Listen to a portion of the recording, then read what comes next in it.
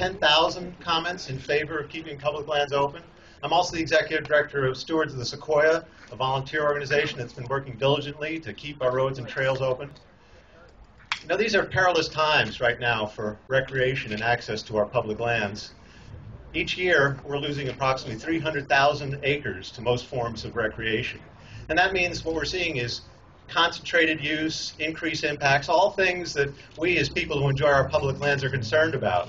It also means that when we're forced onto a smaller area, that we're not having a lot of fun because there's too many of us in too small an area. So what we're here today to do is to make sure that we're able to keep all of the lands that we currently have for recreation open to all of us. It's incredible to see so many people here that enjoy different forms of recreation. We have, as you can see from the organizations here, backcountry horsemen, we've got mountain bikers, we've got off-roaders, we've got hunters, fishermen, campers, rock hounders, people who enjoy every form of recreation. You're here today to unite for their access. We share a common interest. Everyone needs access to their public lands. We all need roads on our forest lands to enjoy our recreation. If you're a hiker, you still need to drive your car down the road on the forest lands to get to a trail. If you're a mountain biker, you still need to take your truck with your mountain bike to the trailhead. If you're a horseman, you need to drive your truck and your trailer with your horses to get to the horse heads. We all need that access, and that's what we're here to protect. In the past, we've been divided at times.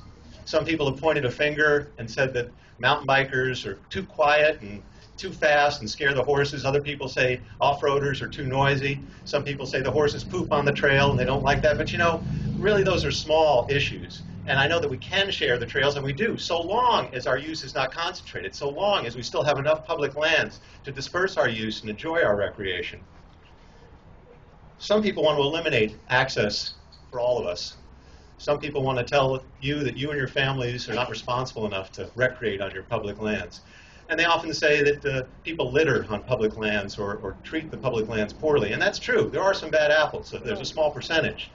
But we don't close our highways because there's a few drunk drivers. We don't roll up our city streets because somebody gets mugged. And we shouldn't close our public lands because there's a few irresponsible people.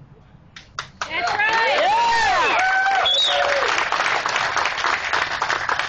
So I just want to talk a few minutes then about some of the threats that we face.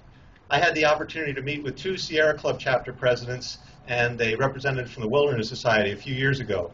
And they were proposing to close a large segment of the Sequoia National Forest. They wanted to designate it wilderness. Now, designated wilderness means that it's only open to hiking and horseback. You're not allowed to mountain bike in designated wilderness. You're not allowed to take off-road vehicles. You're not even allowed to do any management with any kind of mechanical tools. But wilderness goes beyond that, actually. There are permits that are required. So there are even restrictions placed on hiking and horsemen as to where they can go and when they can go. So they wanted to designate this area as wilderness. And I sat there with a map, and I said, do you realize that these trails have been adopted by Stewards of the Sequoia, motorized volunteers? They spent thousands of hours maintaining these trails to keep them open and enjoyable for everyone. They said, no, they didn't know that. I said, do you realize that these trails are important access from the community of Lake Isabella up to the high country trails? And if you close this area and restrict it, then you're going to hurt the local economy. No, they didn't know that.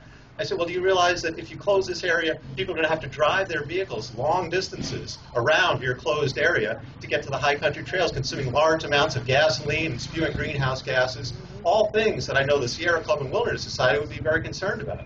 No, they didn't know that either. So I asked them, I said, well, then looking at this map, can't we agree that these lands should remain open to everyone? And they said, no. That kind of took me back. But it's not too surprising, because you have to realize that the Wilderness Society is kind of paid by the acre. I mean, if your job is to get more wilderness designated, and you say, you know, we've just about designated all the wilderness lands that are appropriate, well, then you're out of a 6-figure job. That's a hell of a motivating factor.